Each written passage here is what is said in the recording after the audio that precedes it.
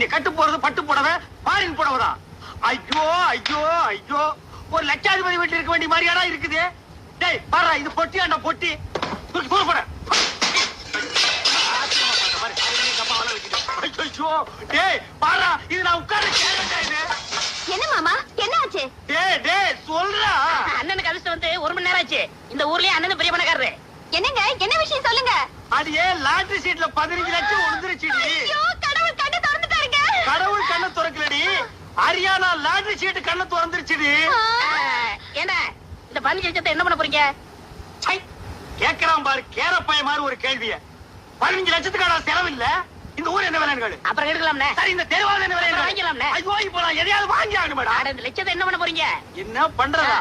இந்த குடிச்சவத்து மாதிரி இருக்கிற வீட்டை இடிச்சு தள்ளிட்டு டாடா பிர்லா ரேஞ்சுக்கு ஒரு பங்களா, வீடு பூரா ஏசி, கார் ஏசி, கக்கூஸ் ஏசி, கண்ட இடமெல்லாம் ஏசி, ஏசோ ஏசி.